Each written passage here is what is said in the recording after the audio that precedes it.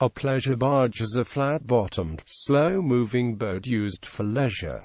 It is contrasted with a standard barge which is used to transport freight. Many places where canals or rivers play a prominent role have developed pleasure barges for conducting religious ceremonies, holding waterborne festivities, or viewing scenery. History. Barges of all kinds were commonly used on the Nile in ancient Egypt. When the pharaoh Akhenaten revolutionized Egyptian religion, he renamed his pleasure barge Splendor of Aten, his dominant god. A miniature of a royal barge was amongst the booty of the tomb of Tutankhamun. The most famous Egyptian barges that used by Cleopatra when she arrived in luxurious state to seduce Mark Antony. The 11th century Chinese writer Xiang Xiu mentions a pleasure barge in his poetry with oars the color of orchids. An ivory model of a Qing dynasty imperial pleasure barge exists at the Vancouver Maritime Museum. In 1357, King Boram Trailokanar of Ayutthaya, in what would later become Thailand, decreed a yearly barge race. His barge would compete against the barge of his consort.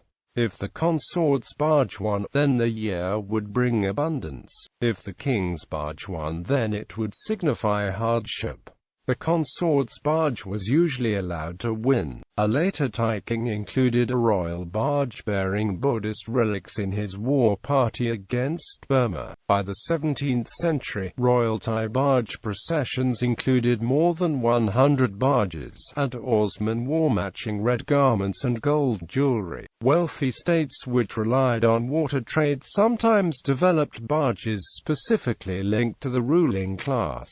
A painting by Jan van de Kappel from 1650 depicts the state barge of the Netherlands being saluted by gun blasts from battleships. The Doges of Venice also traveled by a state barge, the Bucentaur, especially to perform the yearly held Marriage of the Sea. The Grand Canal de Versailles at Versailles served as a setting for elaborate play barges in the 17th and 18th centuries. The gilded goddess figurehead from Marie Antoinette's barge survives, and Napoleon commissioned a ceremonial barge for his official visit to the port of Brest in 1810.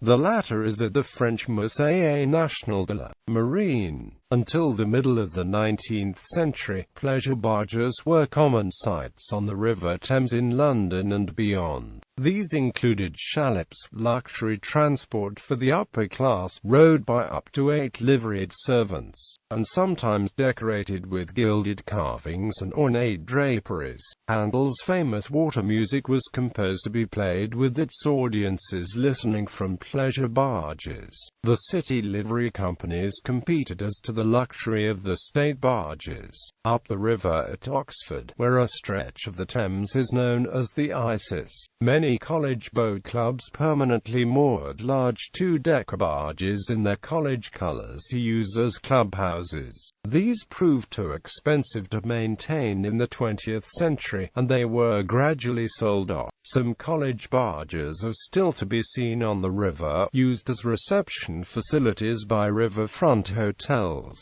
such as the Swan at Streatley, Berkshire, which has the former Wadham College barge. Today, ceremonial barges are sometimes used in historical reenactments and wedding ceremonies in Polynesia. Religious ceremonies are still conducted aboard barges in the Royal Barge Procession of Thailand. The royal barge is rowed by 50 oarsmen, steered by 2 steersmen, and commanded by 2 officers. A crew is rounded out by a flagman, a chantman, and a signalman.